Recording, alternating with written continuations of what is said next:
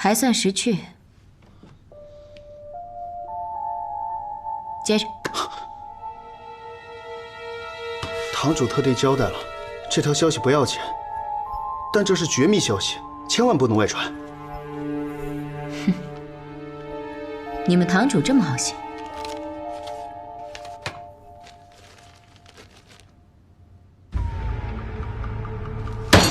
什么意思？你们的消息，便是你们也没有唐烈月的最新消息，这叫什么天下白相？滚！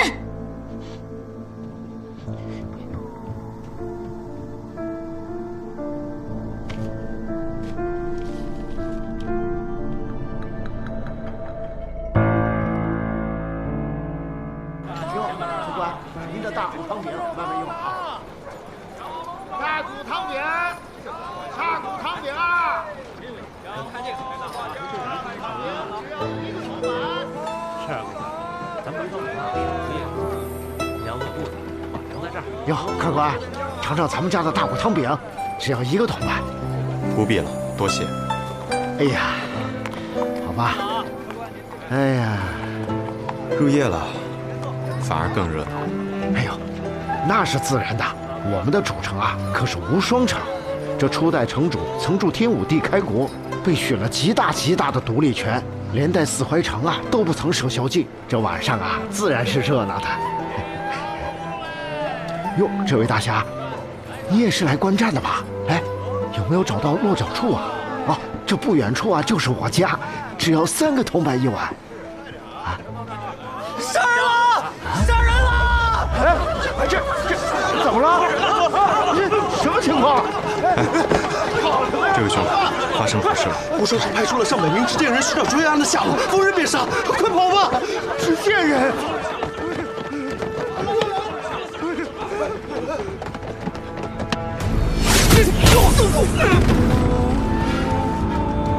哼，倒是来巧了。只是明日的对决，怕是看不上了。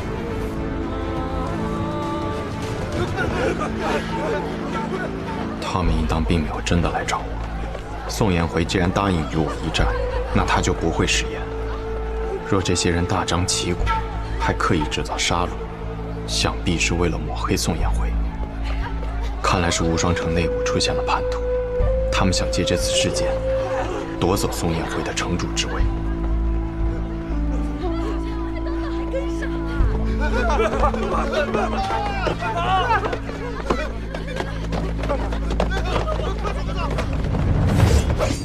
你可是卓远？正是。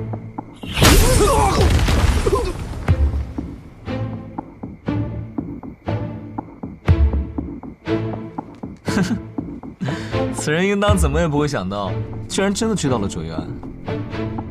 你怎么来了？本来是来看热闹的，但是现在，怕是要成为这热闹了。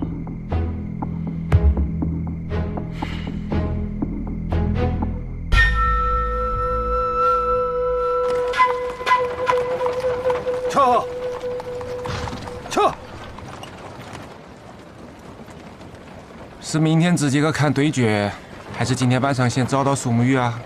不急，找个客栈住下，明日直接去观战。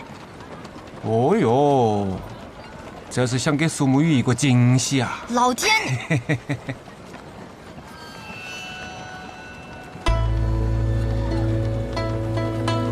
不对，这是什么味道？郎子，停下来，我们要下车。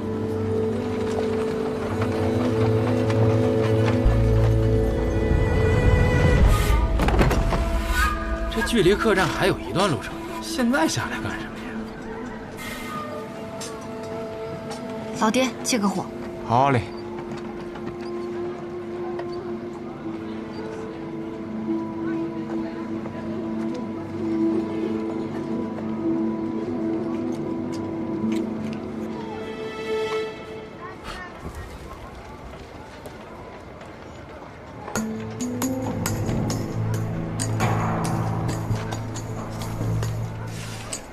这是有故人离世，来这儿烧香的。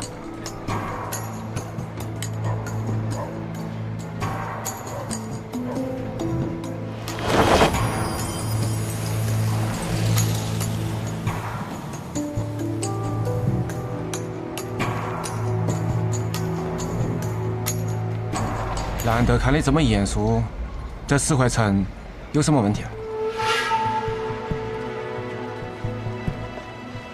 若是真有问题，那问题就太大了。来这四怀城的人啊，这行为总是令人难以理解。看在你们出手大方的份上，咱们呀就多在这儿等会儿吧。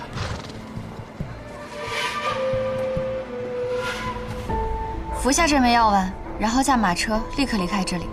你我一路同行，便是缘分。我不忍心让你丧命于此。你若是出不了城，便找个安全的地方躲起来。相信他讲的听话就可以不死。是。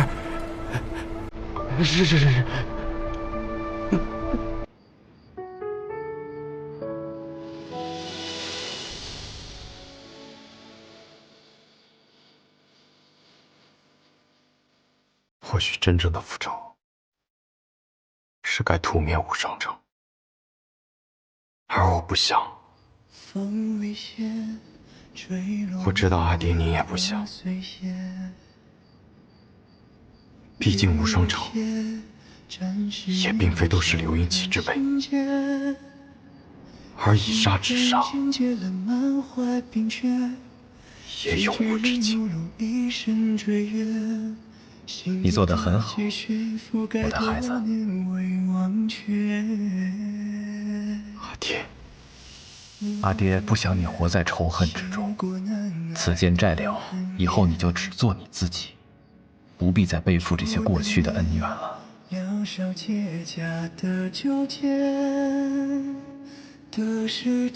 孩子，你看，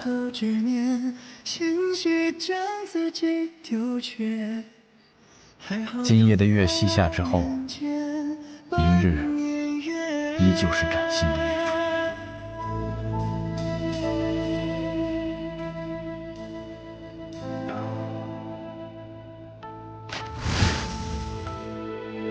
没想到那家伙还真的问剑无双了。人家问剑无双，扬名天下，你得意什么？不过卓越安，卓越安，没听过？卓越安就是苏沐雨，他本是天下无剑城的少城主，如果不是因为突遭变故，他长大后定是有机会拜入学堂的。造化弄人啊！所以你这是要去看热闹？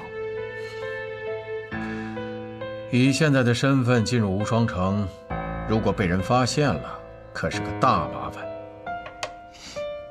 那你兴奋什么？因为这个热闹是有人撺掇出来的，他想借苏沐雨的剑引起无双城之乱。无双城乃昔日天下第一城，如今武学一道落了下乘，可气质一道仍可称第一。这块肥肉我们盯了数年，也确实到了吃下肚的时候了。一个只求胜的疯子，和一个禁锢于琐事的傻子。无双城的天早该变一变了，只是如今正好用上了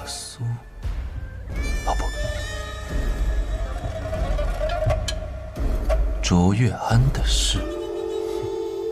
然后那个人好从中获利，而且他还是朝中之人。这件事情你跟我提过，之前我想派人去无双城，被你拦下了。这一回打算怎么做？令人想不到的是，苏沐雨把有人想要利用他这件事告诉了我，我已经提前做好了准备。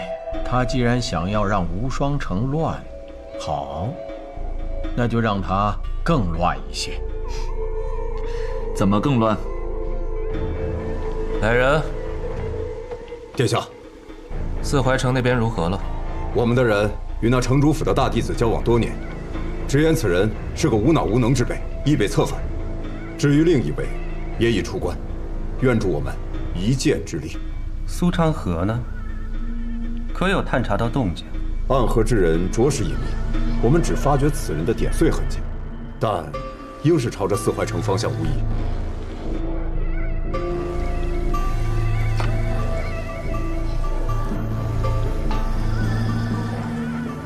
剑道之争却无当世剑仙，是不是缺些意思？好，那就让我们恭候各位剑仙齐聚无双。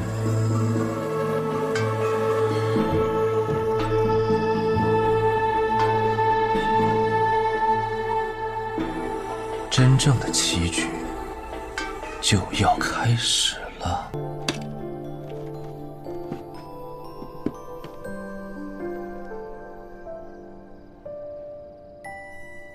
这是我派人去民间山庄取来的。你要去挑战无双城，总要用一把好剑吧？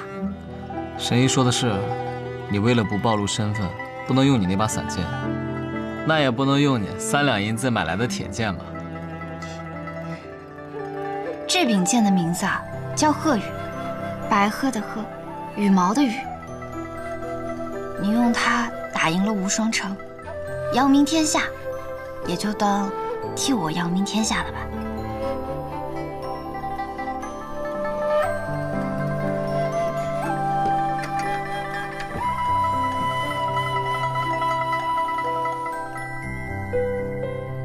这很贵吧？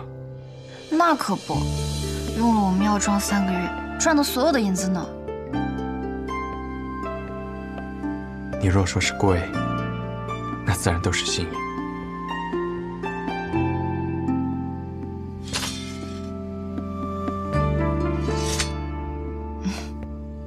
不错不错，我的眼光果然是极佳。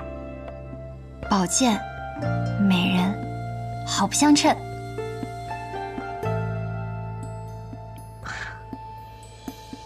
哦，对了，我还有一样东西呢。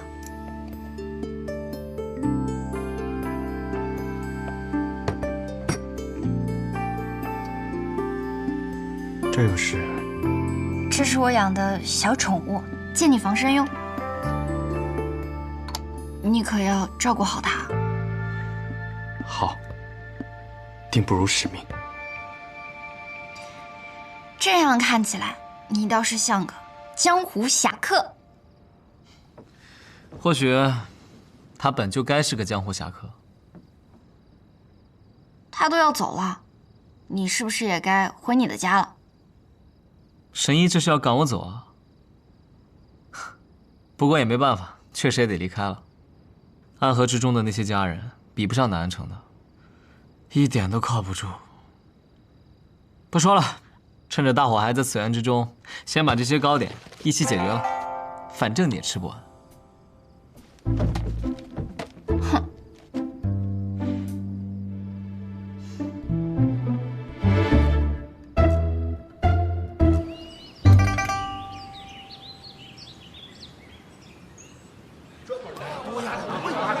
放心，挣的都赚。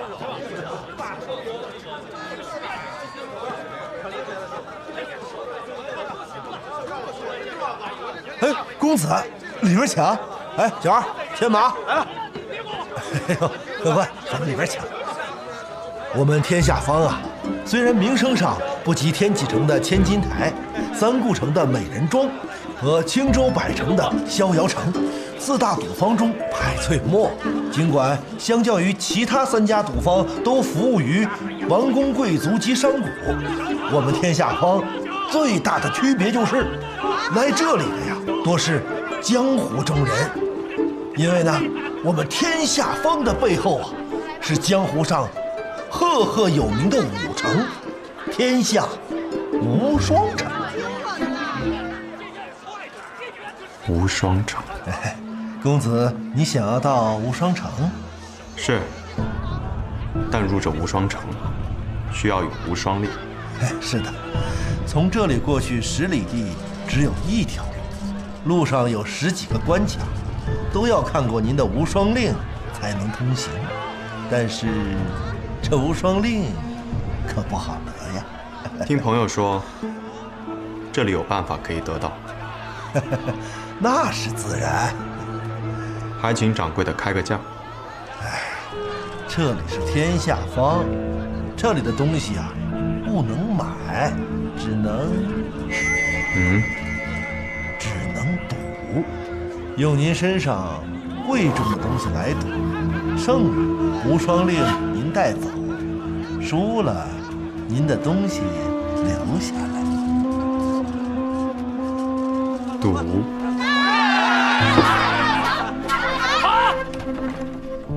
公子这边请。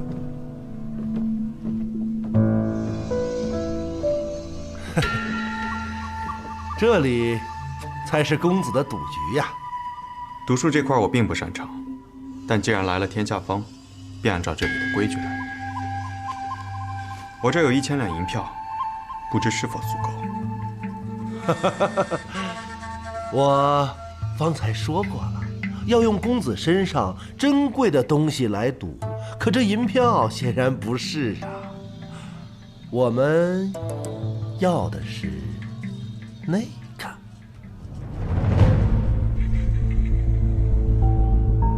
抱歉，这柄剑对我来说有特殊的意义。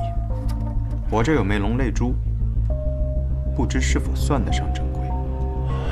龙泪珠，据说这枚珠子极具灵力，若是日夜带着此珠修炼内功，半年之后，身体就会发生奇妙的变化呀！掌柜好眼力，确实是个好东西，值得一赌。你们想怎么赌？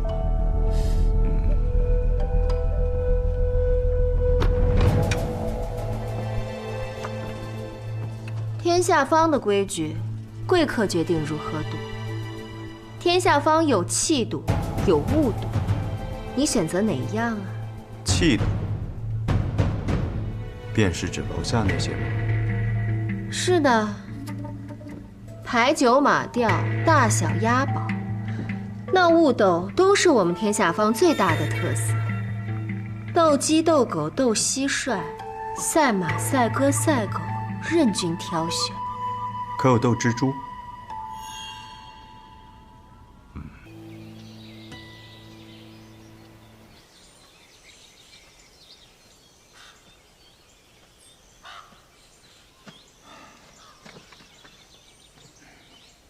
皮川叔叔，这无聊的日子，厌倦了吗？你说呢？我这刀都要锈死了。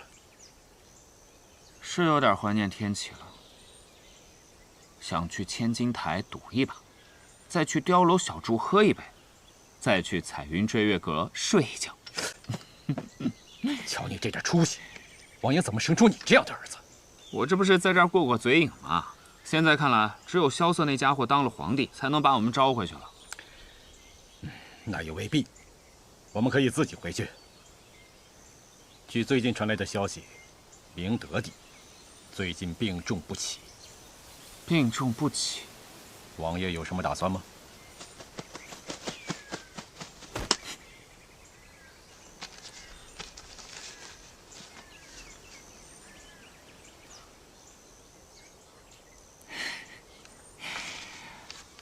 让我们回到天启的那把火终于来了，虽然不是萧瑟点燃的，但是命运有时候就是这般的离奇，突然间心生归意，便什么都来找我了。那便归吧，策马扬鞭，直逼天启。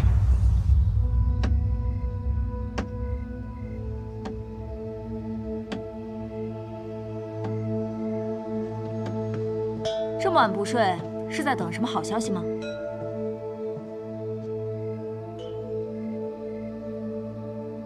你来了就肯定没有好消息。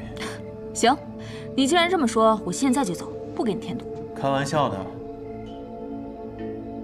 你的好兄弟蛰伏多年，最近似乎有些不安分了。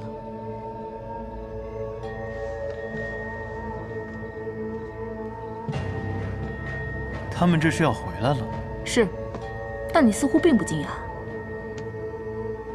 我们的对手啊，以他们的做事风格，时机到了，也该走到这一步了。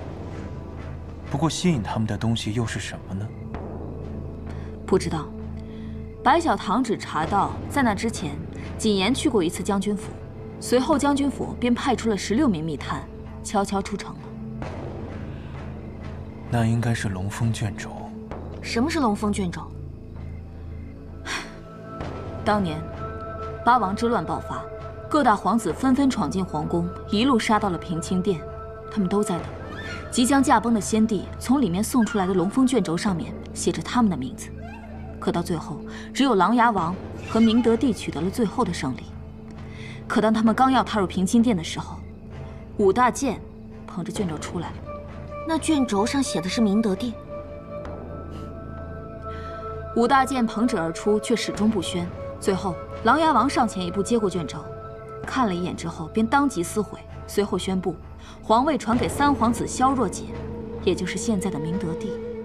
那说明卷轴上写的，并不是萧瑟的父皇，不然为何要撕毁它？是啊，可是当年负责此事的武大健都选择了保持沉默，所以也就没有人再继续追究此事。可是龙峰卷轴向来有2封，一份由武大健保管，意为传圣意；另外一份则由钦天监保管，意为承天意。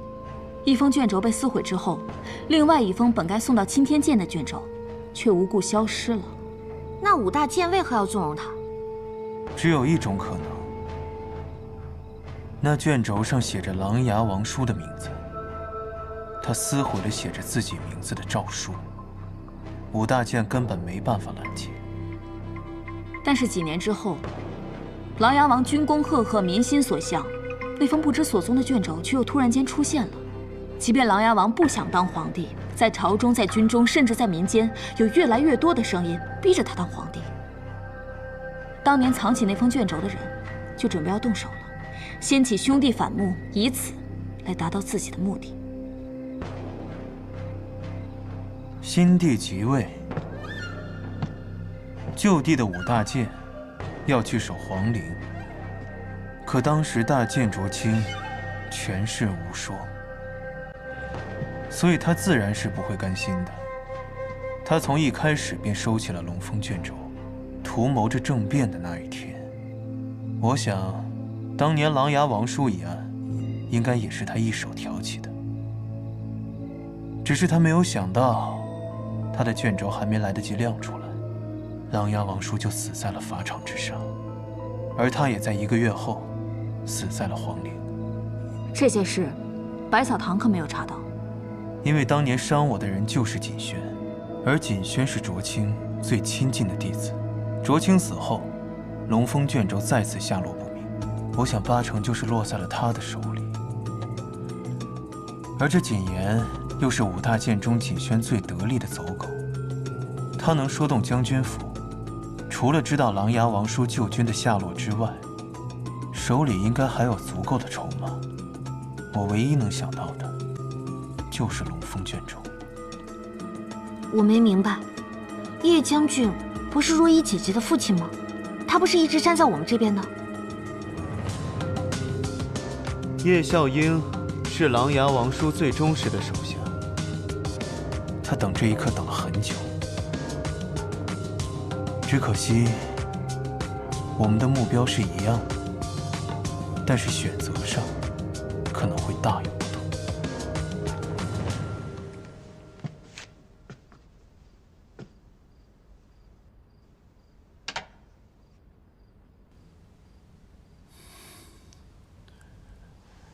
闺女，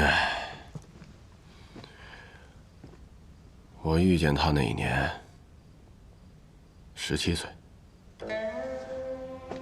我是天启一屠户的儿子。当时我拿了一把砍竹的刀，就这么看着他。他对我说：“我见你屠刀诛羊，却有在天下之气，可愿与我同战天下？”我却回了一句：“买肉吗？不买，滚！”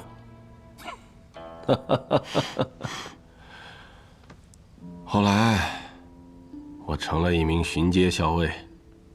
再后来，我我成了先锋营的副将。有一次，我们遭到了敌人的围攻，整个先锋营全军覆没，我也只留下了一口气。是他把我从尸体堆里给刨出来的。当时我就想，以后为了他，生死也情愿。这段故事，未曾听父亲提过。那都是很久之前的事了。再后来，我成了骠骑将军、上将军、大将军，先帝御赐金甲，封金甲将军之号。但是我依然愿意做一个追随在他马后的小卒。可是那天，他死了，不是死在战场上，是死在了法场上。那件事情的1个月前，琅琊王突然降罪于我，以我治军不严，夺取了我的兵符。我知道明德帝不杀我，那是为了防止兵变。他把位置留给我，是为了安抚我。这么多年，我也的确假装被他安抚，所以天下人知道我叶小英是为了琅琊王的死，对皇帝心生芥蒂，但是因为畏惧皇威，所以才不敢造次。这是所有人都想看到的结局。那我就做给他们看。父亲为何今夜这么多感慨？若依，今天我会派一队精兵护你出城，你先离开天启一段日子。为何？他的病情一直很糟糕，随时有生命危险。再加上，如今天启城中几位皇子争斗的又厉害，我生怕会出现一些变故。变故？父亲，你何时害怕过变故？你一直期待的不就是变故吗？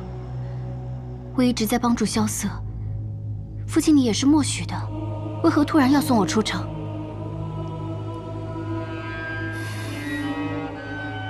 好，我且问你，萧楚河入天启，是为了当皇帝来的，还是为了查清当年那件案子来的？以我对他的了解，自然是为了查案。那便是了。萧楚河一直没明白一个道理，只有当上皇帝，才能查清此案。一臣逆君，那是天方夜谭。所以说，在这次他和赤王的争斗之中，我不看好他。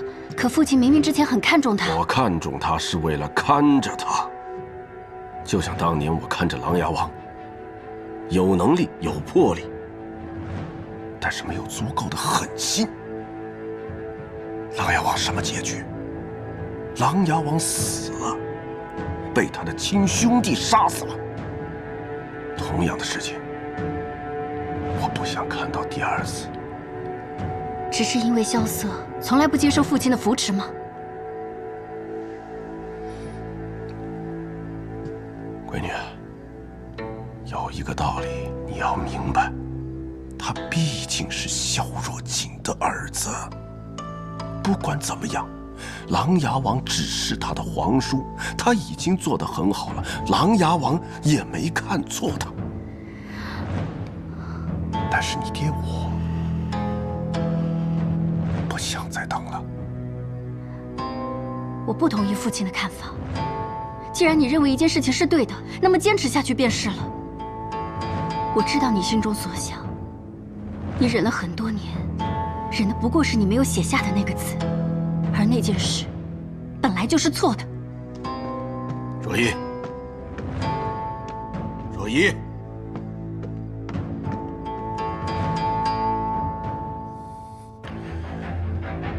还是一帮孩子。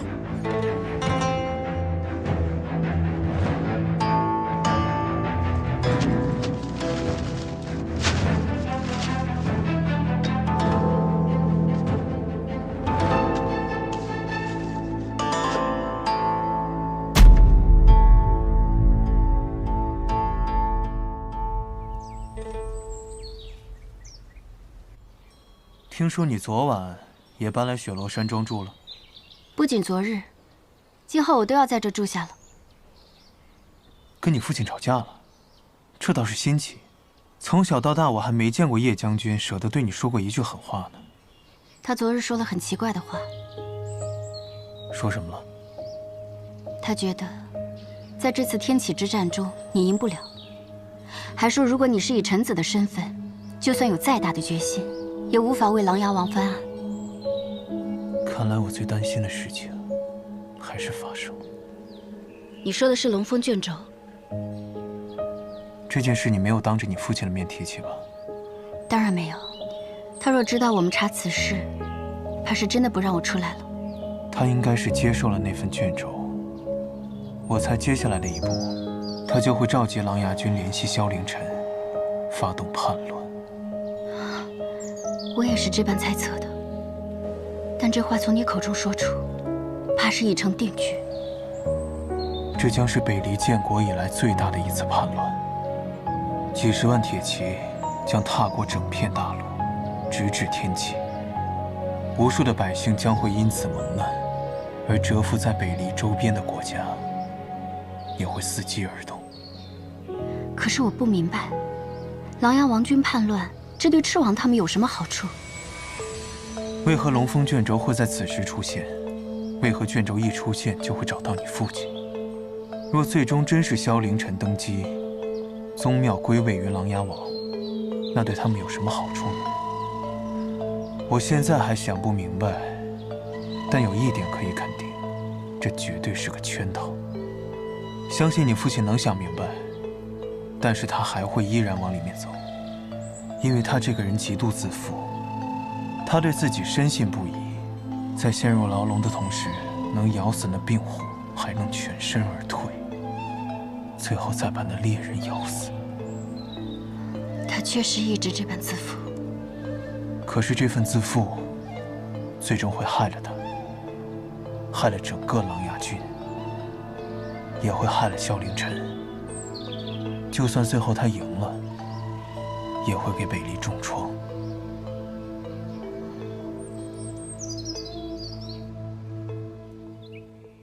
大将军动了。是的，今日他已经悄悄离城而去了。原本以为他做这个决定需要很久，或许他做这个决定已经做了4年，只等一个契机。如今契机在手，便再无犹豫。你提了什么条件？我说，想要新王继位，废除旧例，5大监不必再去守皇陵，他还得给我王侯之位。他同意了。他骂我是一个奸猾小二，说还想学那前朝的9000岁，可最后他不还是同意了吗？殿下，叶笑英他不会察觉到了什么吧？别傻了，叶笑英可不是简单的武夫，他自然有所察觉，只是没有想到，在这背后操纵着这一切的人是我罢了。荣协，去通知那2位将军，他们代替叶笑英，成为北离军魂的那一日，马上就要到了。当年圣上赶走所有的兄弟，偏偏留下我，你知是为何吗？因为皇叔是父皇一手带大的，不是其他几位皇叔能相比的。但更确切地说，是圣上觉得我不会跟他争天下。其他几位王爷啊，个个狼子野心，心怀不轨，留在天启都是大麻烦。我呢，他信我。琅琊王兄也不会，他也信他。这种信任是10几年建立起来的，并非一朝一夕。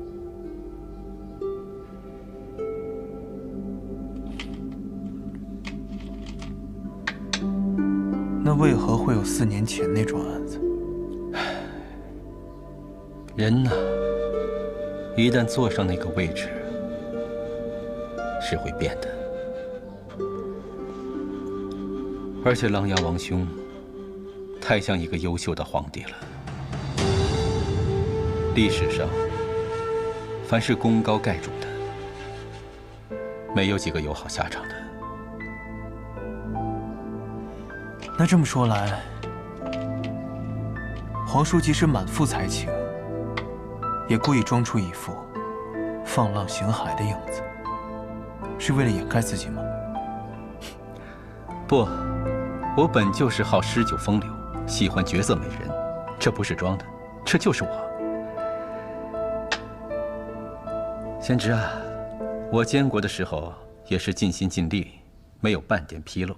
这朝堂之上，对我也是满口赞誉的。你刚才那话可差点意思啊。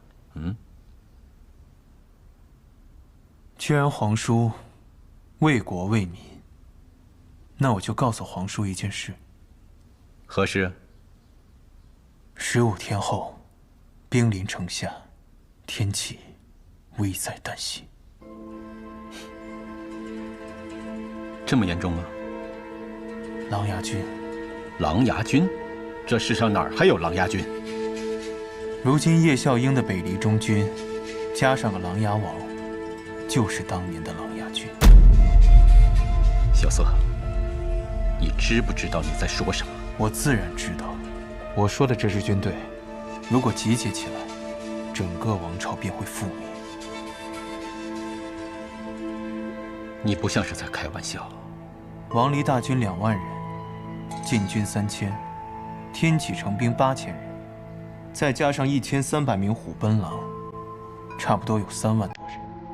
而琅琊军有20万，兵法讲究时而为之，我们3万对20万，守城而战。到时候上下两军起兵勤王。